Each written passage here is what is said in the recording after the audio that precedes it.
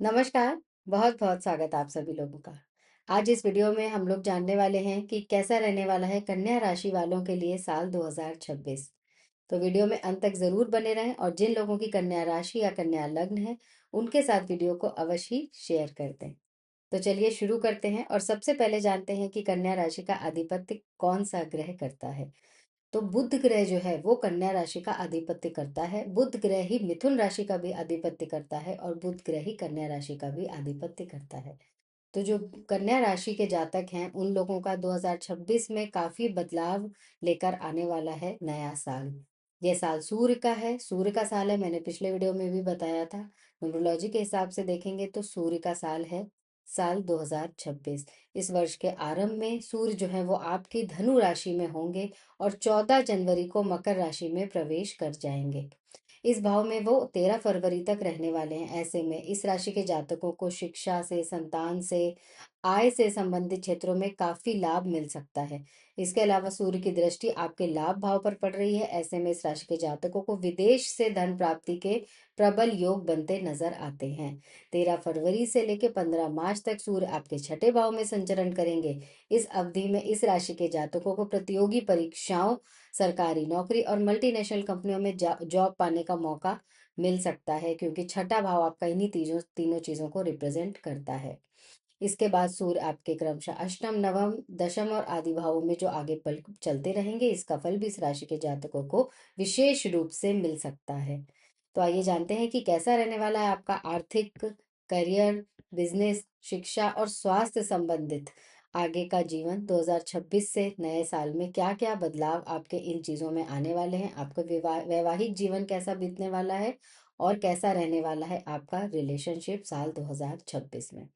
तो ग्रहों की अगर हम स्थिति की बात करें, गोचर की बात करें कन्या राशि के लिए, तो बृहस्पति, जो देवगुरु बृहस्पति हैं, वो वर्ष की शुरुआत में 2 जून तक आपके दसम भाव में रहने वाले हैं, यानी 10th हाउस में रहने वाले हैं।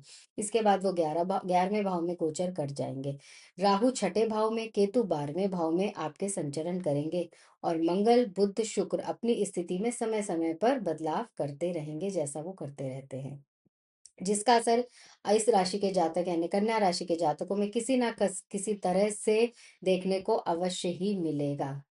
करियर में देखते हैं अगर हम, तो इस राशि के जातकों को नए साल में सूर्य और गुरु का विशेष प्रभाव देखने को मिल रहा है, जैसे मैंने ऊपर बताया आपको, जिससे इस राशि के जातक आप करियर में निरंतर आगे बढ़ेंगे। आपको करियर में बहुत सारी अपॉर्चुनिटीज मिलेंगी, आप आगे भी बढ़ेंगे। 15 जून के बाद आपके सूर्य दिग्बली हो जाएंगे, जिससे इस राशि के जातकों को प्रमोशन मिल सकता है, उच्च पद की प्राप्ति हो सकती है, नई नौकरी के भी योग बन सकते हैं। अगर सरकारी नौकरी के लिए आप अप्लाई कर रहे थे, आप सरकारी नौकरी में पाना चाहते थे, तो वो भी आपको मिलने के योग बन रहे हैं। राहु के छठे भाव में होने से इस राशि के जातकों को प्रतियोगिता, इंटरव्यू में तो सफलता मिलेगी ही। लंबे समय से करियर में अगर उनके कोई चुनौतियां आ रही थी, तो वो भी समाप्त हो जाएंगी।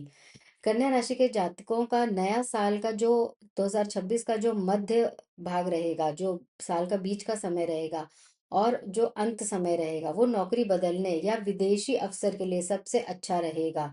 तो अगर आप विदेश में अपना ट्रांसफर लेने की, नौकरी करने जाने की कुछ भी प्लान ऐसा कर रहे थे या नौकरी चेंज करने का सोच रहे थे, तो इस साल को आधा बीत जाने दें, उसके बाद इस चीज के लिए आप प्रयास कर सकते हैं। तो आप इसको ध्यान में रख के अपने जाने का, अपने ट्रांसफर का निर्णय लीजिए।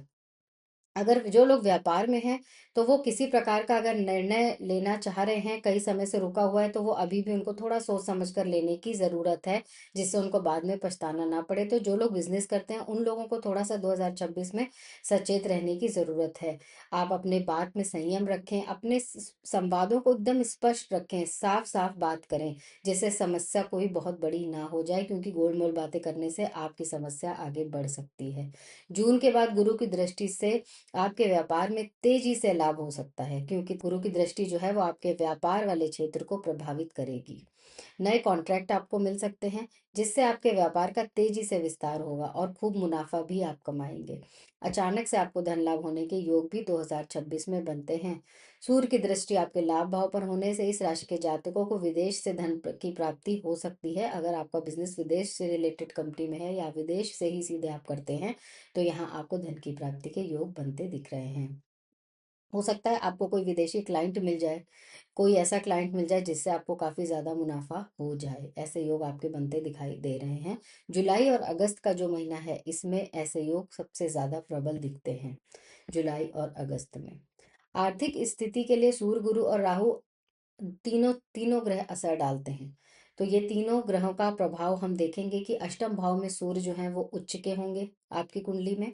ऐसे में इस राशि के जातकों को पैतृक संपत्ति के माध्यम से अच्छा खासा लाभ हो सकता है। पिता से आपको धन लाभ हो सकता है, पिता की प्रॉपर्टी से धन लाभ हो सकता है, या फिर पुराने कोई वित्तीय विवादों की अगर कोई प्रॉपर्टी चल रही है, कोई ऐसी प्रॉपर्टी आपके घर में जिसमें विवाद कई समय से चल रहा था, तो इसका भी समाधान आपको मिल सकता है इस समय में। इससे आप अच्छा पैसा भी कमा सकते हैं, यानी हो सकता है कि आपको मिले प्रॉपर्टी, आप उसे बेचे तो आपको उसका बहुत अधिक फायदा मिल सकता है। राहु दूसरे भाव पर दृष्टि डालकर अचानक धन लाभ देंगे और बिना सोचा समझा धन आपको मिल सकता है। आय के नए स्रोत भी खुल सकते हैं। और वर्ष के मध्य में, मिड में साल के आपकी बचत बढ़ेगी, आप थोड़ा सा पैसा जोड़ पाएंगे और बड़े निवेश से आपको फायदा मिलेगा। तो वही समय है बड़े निवेश करने का जो साल के मध्य में मैंने अभी आपको बताया। तो ये सोच समझ कर चलें तो आपके लिए बहुत बेहतर होगा। 15 मई को सूर्य आपके भाग्य भाव में पहुंचकर भाग्य को मजबूती प्रदान कर देंगे। ऐसे में कई क्षेत्रों में किस्मत का पूरा साथ आपको मिल सकता है। देवगुरु बृहस्पति वर्ष की शुरुआत में 2 जून तक तो दशम भाव में रहेंगे और शनि के साथ मिलकर चौथे भाव पर संयुक्त दृष्टि डालेंगे। ऐसे में इस राशि के जातकों को प्रॉपर्टी, वाहन, घर की मरम्मत या किसी संपत्ति से जुड़े काम आपके बन जाएंगे, क्योंकि चौथा घर आपका इन्हीं का होता है, प्रॉपर्टी का होता है, वाहन का होता है, धन का, मकान का होता है। तो इससे संबंधित हो सकता है आप घर को रेनोवेट भी इस टाइम पर कराने की सोचें या करवा लें, तो ये काम आपका पूरा हो जाएगा। ऐसे में आपका पैसा थोड़ा इन चीज़ों में खर्च होगा क्योंकि शनि की भी दृष्टि है। तो आगे शिक्षा में अगर हम देखते हैं तो शिक्षा, कन्या राशि के जातकों की शिक्षा क्षेत्र में भी काफी लाभ मिलने के योग बन रहे हैं। ऐसे में शिक्षा के क्षेत्र में काफी लाभ मिल सकता है। उच्च शिक्षा के प्रबल योग बनेंगे। 3 फरवरी से 15 मार्च तक सूर्य का छठे भाव में आपके रहेंगे। ऐसे में इस राशि के जातकों को कई मायनों में लाभ मिलेगा। सरकारी नौकरी की तैयारी आप कर रहे हैं या करना शुरू कर रहे हैं तो कर दीजिए शुरू, जातकों को इसमें सफलता हासिल होनी है। इसके अलावा मल्टीनेशनल कंपनियों में आपको जॉब मिल सकती है, आप ट्राई कर सकते हैं। अगर आप बहुत टाइम से सोच रहे थे तो अब वक्त आ गया है, आप ट्राई करिए। विदेश में शिक्षा पाने के इच्छुक जातक विदेश में जाकर शिक्षा पा सकते हैं, उनको इस चीज का अवसर प्रदान हो सकता है। जून के बाद गुरु का 11वां भाव शिक्षा क्षेत्र में काफी लाभ आपको दिला सकता है। तो जून के बाद आप ये समय ध्यान रखिए, गुरु आपको शिक्षा के क्षेत्र में बहुत अच्छे अवसर दिला सकता है। मेहनत करना ना छोड़ें और अपने प्रयास करना ना छोड़ें।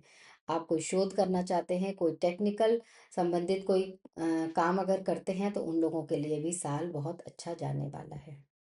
स्वास्थ्य की स्थिति से भी इस साल को देख लेते हैं कि स्वास्थ्य की जो स्थिति है, ये अधिकतर समय तो स्वास्थ्य अच्छा रहेगा। जब आपकी कुंडली में सूर्य 12वें भाव में संचरण करेंगे तब थोड़ा आपको सतर्क रहने की जरूरत है।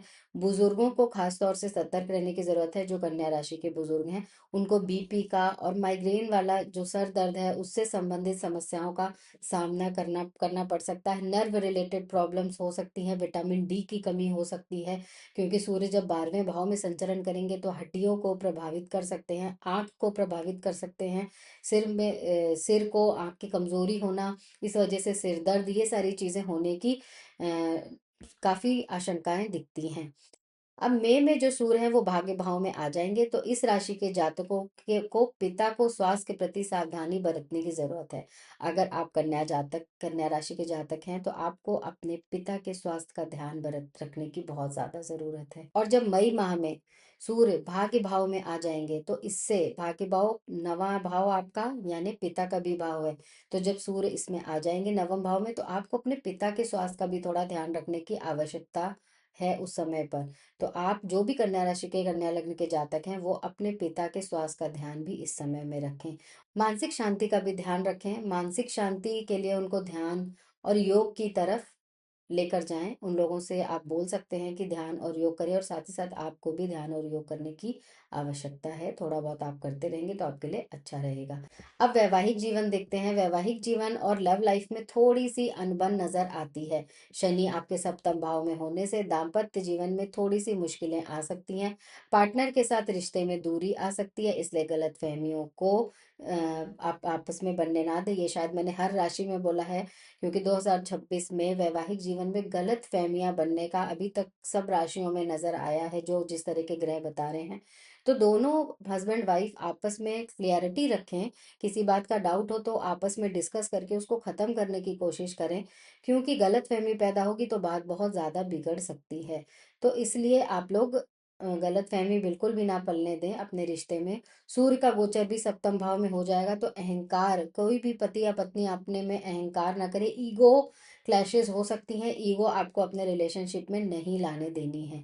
ईगो से आपको बिल्कुल हाथ जोड़ लेने हैं कि कोई ईगो नहीं करेगा। अगर एक गुस्सा है तो दूसरा मना लेगा।